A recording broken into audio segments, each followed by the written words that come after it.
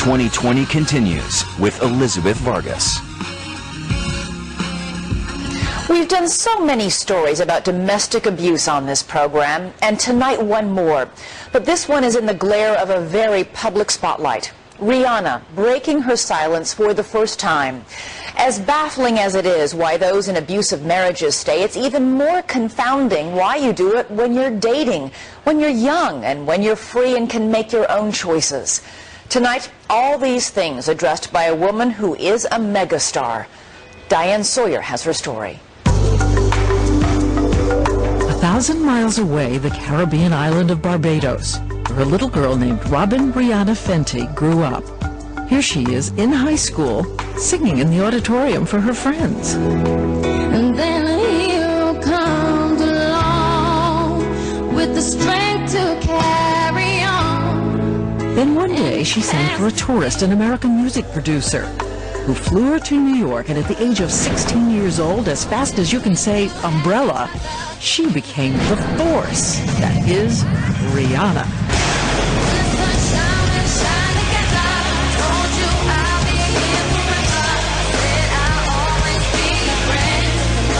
I just had a dream. I had an idea. I knew what I wanted to do, and this is what I was going to do. All I wanted to do was make music internationally. You know, in Barbados, it's an unrealistic goal. You know, we're a small little island away from the United States. And is it a true story that you had the hairbrush and you used to sing A Whole New World from Aladdin? Big number with the hairbrush in front of the mirror? I think every little girl had that moment. That and the Little Mermaid song. But not your mother's mermaid. Her trademark is glamour, daring, strength, and steel. 15 million albums later, she has more #1 hit songs than anyone in this decade, and controls an empire of corporate endorsements, fashion spreads, and a bank account in the multi-millions. And by her side, a boyfriend who was her match for fame and money, Chris Brown, who outsang and outdanced everyone at the Video Music Awards in 2007.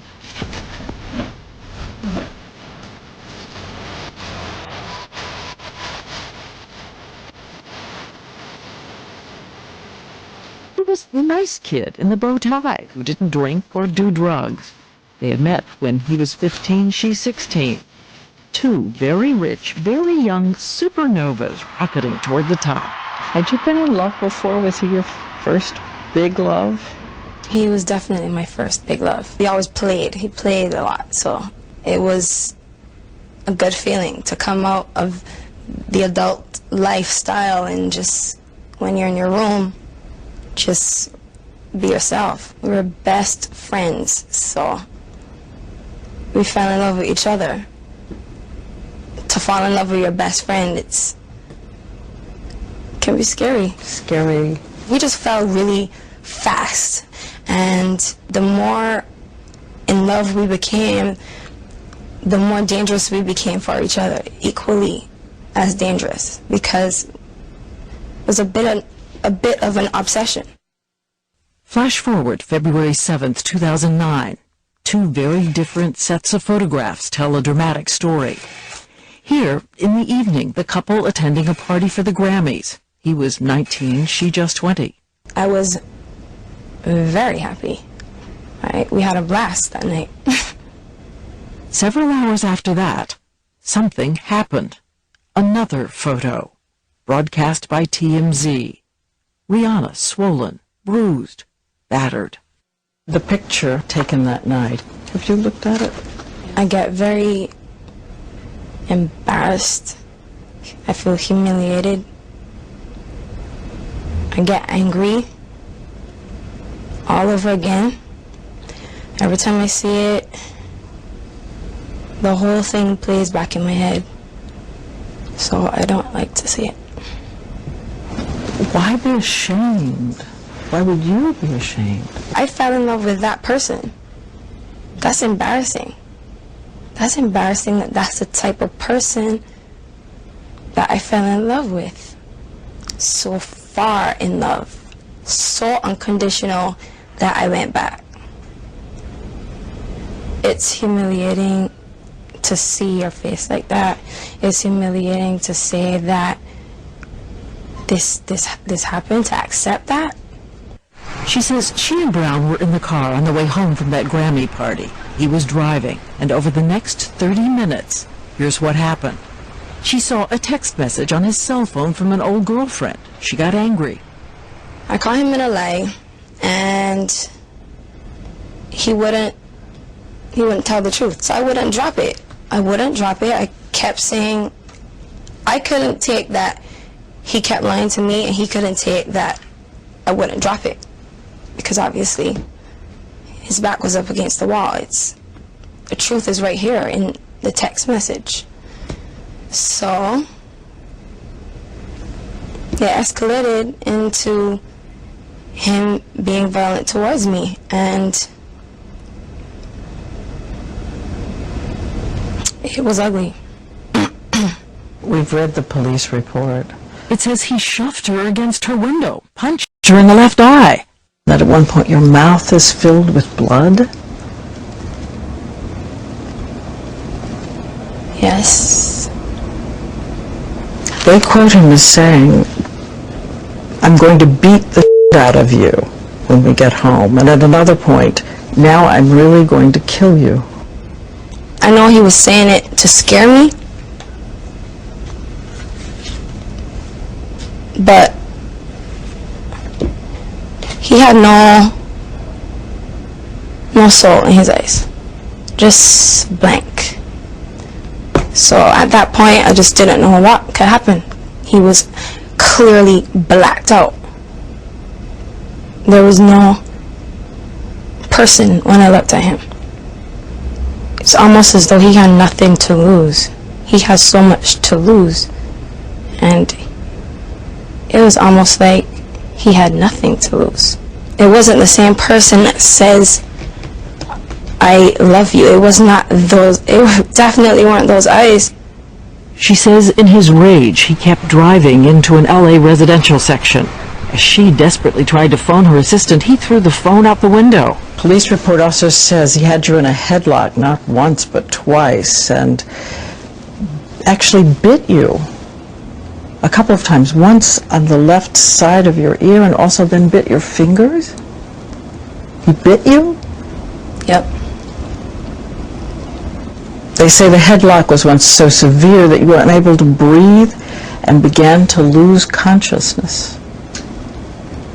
I didn't lose consciousness, but I definitely had difficulty breathing. What were you doing to fight back? Really, I was really just trying to, I just wanted it to stop. I just wanted it to stop. I was not interested in hurting him back. When you hear some of his fans saying, "She must have done something to make him do this. He hadn't done this before." I'm just saying, like, okay, I shouldn't deserve to get beat up to the degree she got beat up. I don't believe that Chris Brown just attacked Rihanna for nothing. I believe she provoked him, and that's what happened. So she must have done something. Did she hit him? Did she bait him? Did she rile him? How do you react? It's ignorance, I can say that, because even if I hit him first, that makes it okay for him to do that to me. They kind of give an excuse for what he did.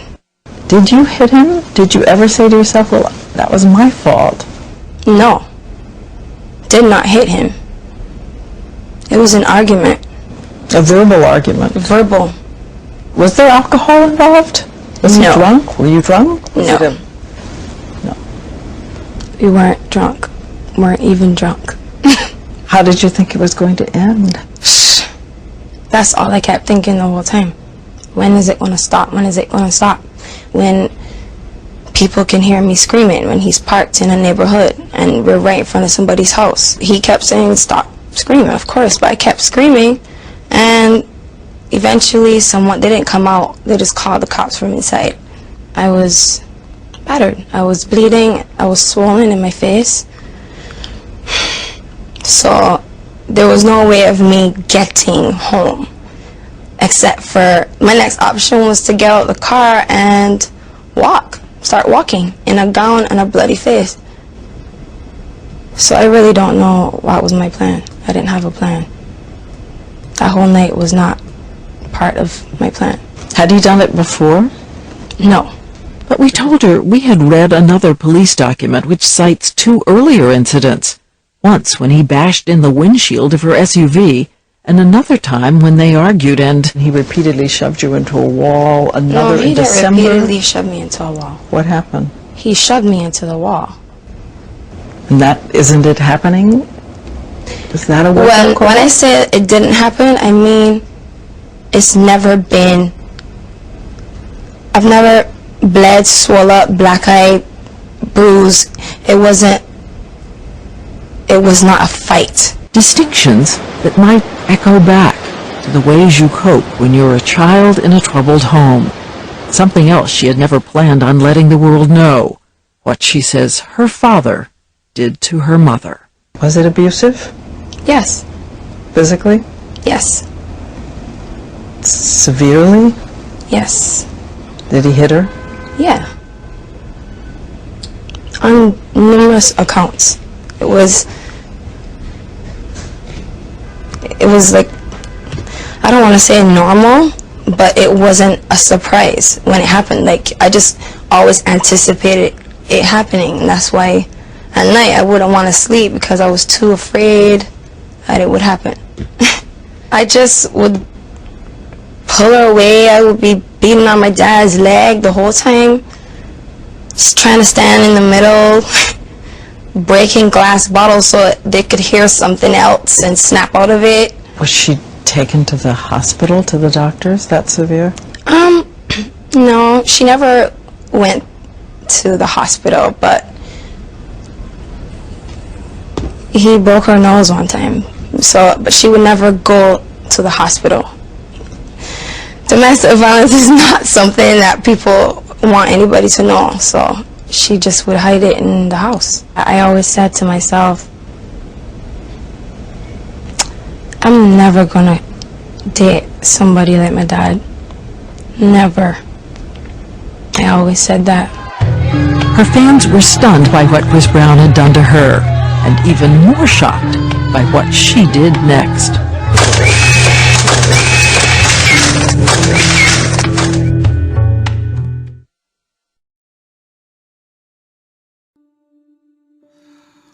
I think I was about 15, the first time we actually met. It was at a show, I think it's Z100, a show in New York. And we were, and I've been hearing her, met like her music and stuff from, you know, the radio. It was a big #1 hit. And I was just sitting there, I was like, man, okay, cool. I want to see what she looked like. I want to meet her. I seen her video, I was like, oh, she cute. So, you know, I saw her at the show, and she was like, hey, what's up, how you doing? And she had an accent, and I was like, never heard that before. That kind of sound good, you know what I'm saying? So I said, you know what? Let me talk to her, see what she's talking about. Just be cool with her. We exchange information and stuff like that. And through passing, we would be on the same shows. She would always would perform and then would go sit in the crowd. She watched my show, so I was like nervous. I was like, do she like me? I didn't know if she liked me or not, but I was just like, she really watching the show, so she actually must like my music. So from there, you know, we just became friends, kick it. Nothing too serious, but we just had, you know, a good understanding of each other. What's all these dating rumors, Chris? Yes, no? I would just keep it as we just doing our thing, just having fun. You know, just one day I remember it was like right before our VMA performance. Me and her did the VMA performance, my first ever one. It was a couple months before that, and I remember staying over her house, and I was just like, man, what we doing? And she was just like, what you mean? I was like, I'm always over here, like, we like each other, obviously. Let's just do it. Let's just be boyfriend and girlfriend. She started laughing. She said, you ain't serious. I don't think you want to do that. And I was like, why? And she's like, no. You ain't ready. And I was like, no, I am. I think I'm ready, for real. So then I remember, I was like, I think I love you. She was looking at me like, what? Like, did I say the word? You know, so, you know, at that time when we did the VMAs, it was more like we kept our relationship secret. So we had been together for maybe like, I want to say 8 months prior. So it was we just kept it to ourselves. We didn't want everybody to know. We just wanted it, you know, just to be like, okay, if they guess it, they guess it. But right now, we love each other, so I really don't care about everybody else. So we did the show, and it was like that moment when you got a chance to say, okay, yeah, they're dating, they're talking. At that moment, she had like the biggest records out, like was going crazy. And me, I still was going strong with all my records and new stuff. When we got a chance to do that show, it was kind of like both of us being able to show the world like, hey, we both are dope, talented artists. We both, you know, are gonna make a mark in this world. It was like a fairy tale.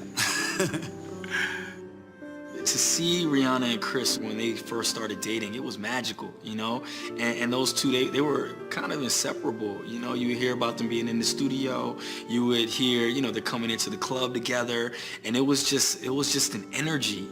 At that time in our career, being that young, being naive, gullible, but also just happy, just wanting to be everywhere. I mean, it was no other feeling like it. But with her, with Riri, it was just like, our power that we had at that age, it was just, it's dangerous, man. Like, you could go anywhere. Like, we couldn't go to a hotel and not have 1,000 fans outside waiting. You know what I'm saying? We couldn't go to any restaurant and just eat. Like, real life rock stars at 16 and 17 years old, man, that's dangerous. Because you could do whatever you want.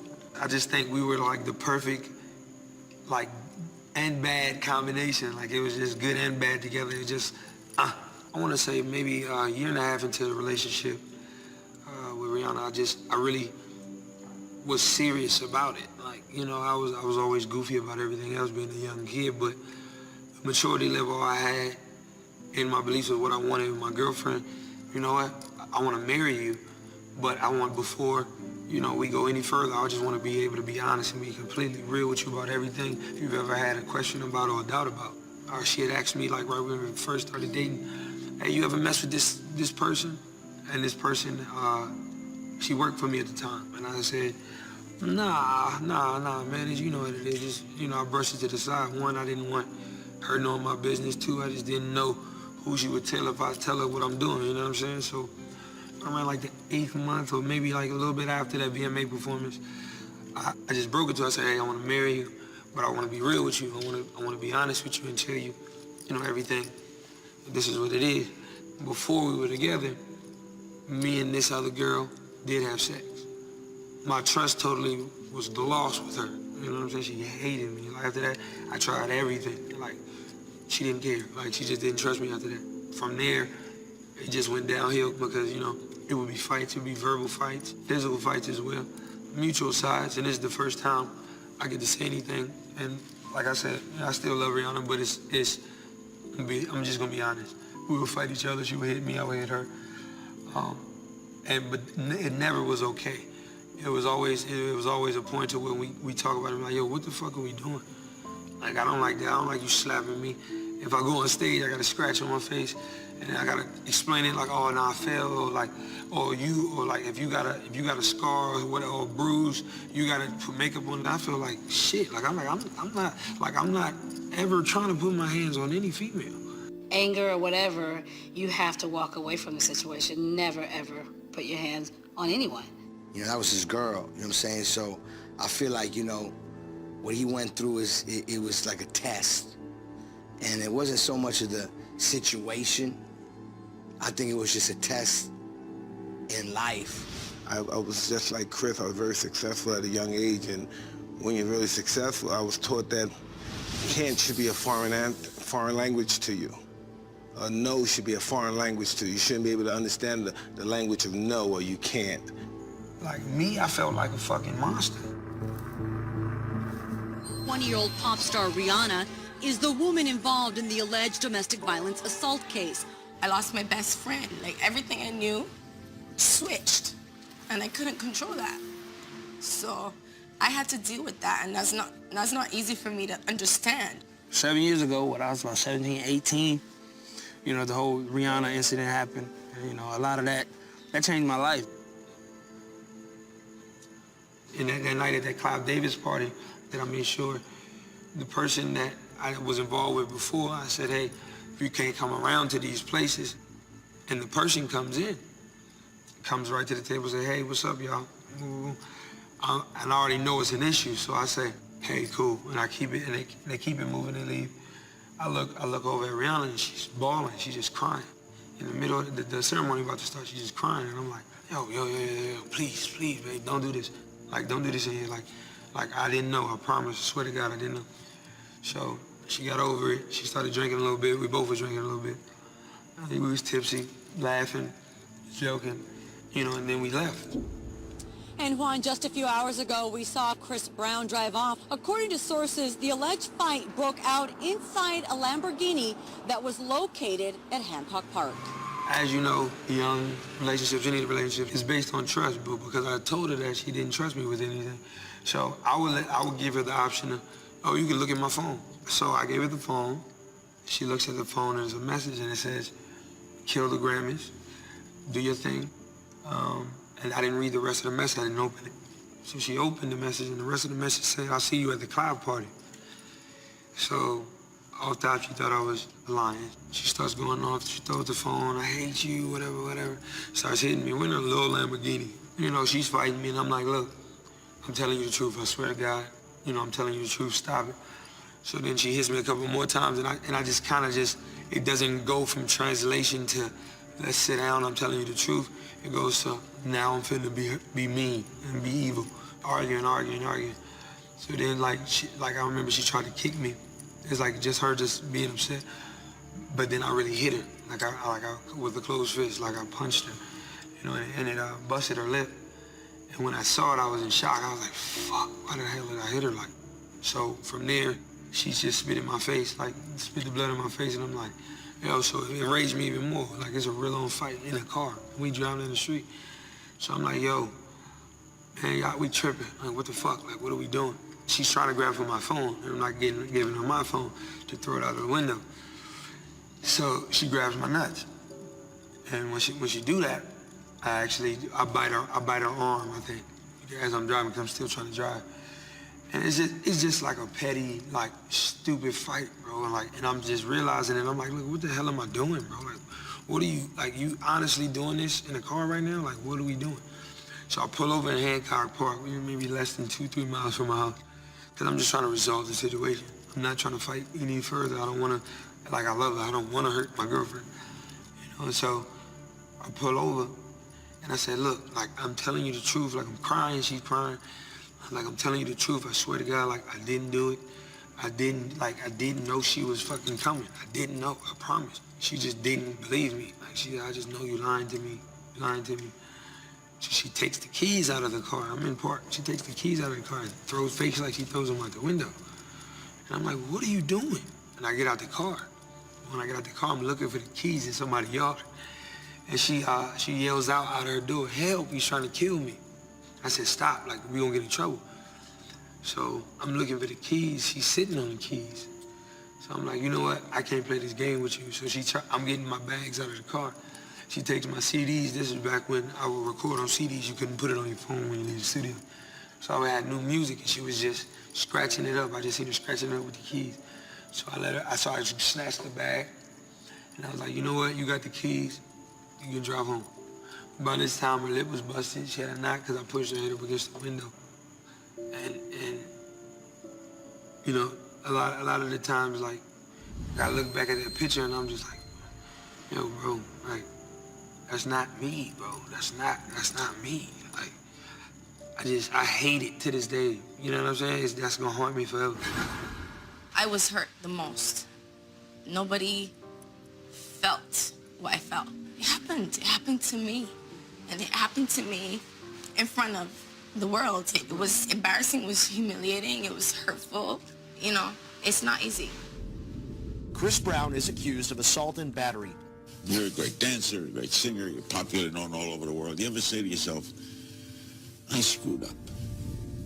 I can remember the night when he called me and we was in LA and the incident had happened. And he said, Mom, please come. I just did something really bad.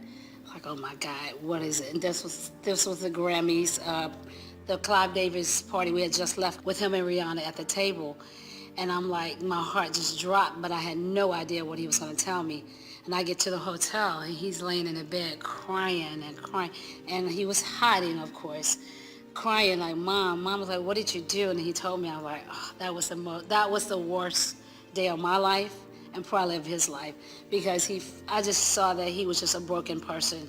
There are these moments, right, in every artist's career that they say, what the fuck?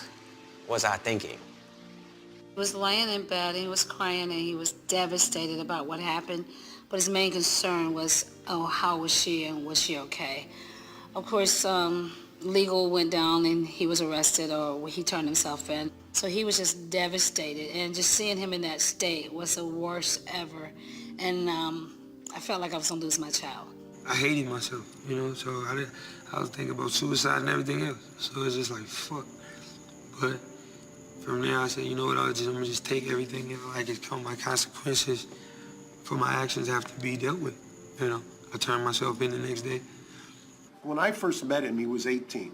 The male's brain doesn't fully form in impulse control until you're 25. About 6 years ago last month, I got a call from a buddy in New York who said, it was the morning of the Grammys, it was a Sunday, it was about 6:30, and my buddy says, there's this guy, there's an arrest warrant for him, LAPD's looking for him, his name is Chris Brown, and the complaining witness's name is Rihanna. He called me, I think it was maybe an hour or two after it happened, and he was scared, like in disbelief, like he couldn't even believe this was even going on. I couldn't believe that, but he was, he was scared.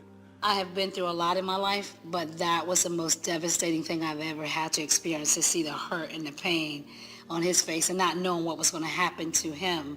I look at it and it's really like, how could I be that person? Yeah, well, the case originally was an assault with a deadly weapon, criminal threats, various charges like that involving strike offenses, serious felonies. He wanted to immediately take responsibility, wanted to plead guilty. Plead guilty, didn't argue, didn't say, hey, now let me fight this case and take it to trial, and just say, hey, she fought me bad. No, I'm not. That's not where my head was at, and that's not where it is now. You know, I loved her. You know, I wanted to protect her because I did too much stuff to her. Like I did what I did, so it was wrong.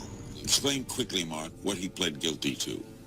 Assault, basically, was what it is, a felony assault charge. The hardest, person to say, like, I'll talk about it too, would be,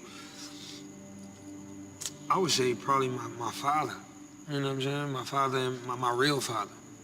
I don't want to disappoint my father because he actually was there for me. But my mom, it was a little bit more closer to heart because I seen my mom deal with that, firsthand. Not from my father. My biological father, Clinton Maurice Brown, is a great man, But a significant other at the time, my mother, a significant other, he was a monster, animal, pure hatred, evil. I never hated somebody in my life. Like, if I could kill him, I would. So I promised my mom one day, I said, look, Mom, if I know you tell me not to do like crazy shit and hang with these niggas and do what I do.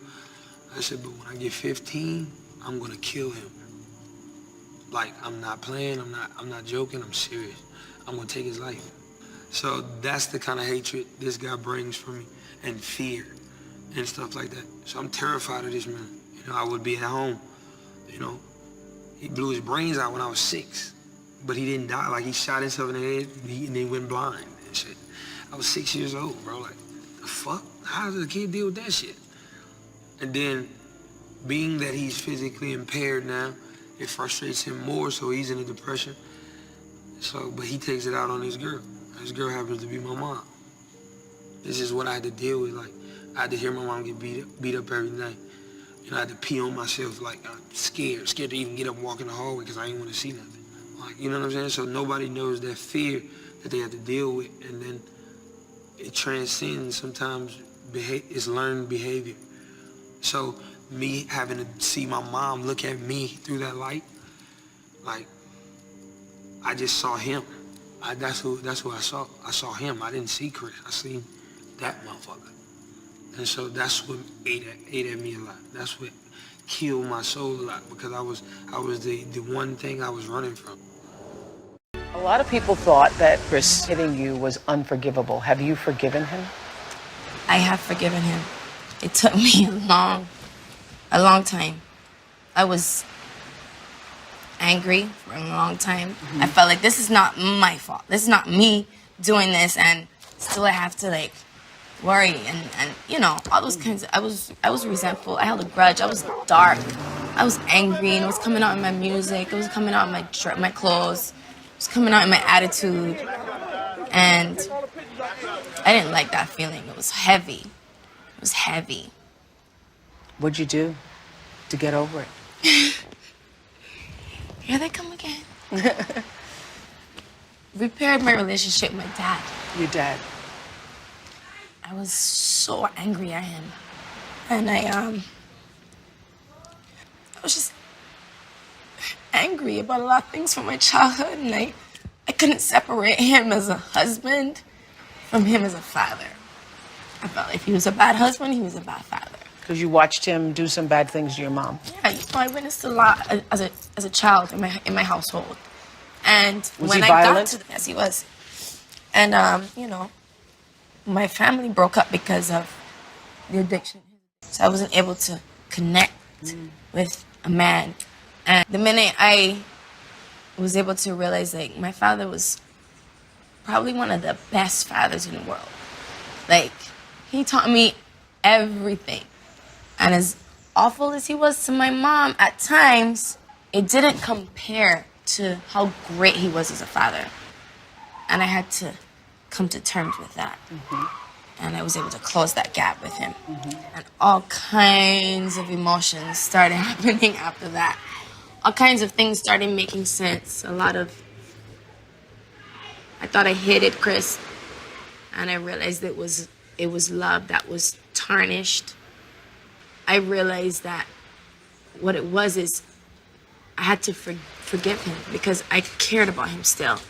And the minute I let go of that, like, I started living again. You made peace with your father. Made peace with my father. And then you were able to make peace with Chris. Yes. Yeah. Yes. Because you realized the connection between Yes. what your father had done and what Chris had done. Yes. Yeah.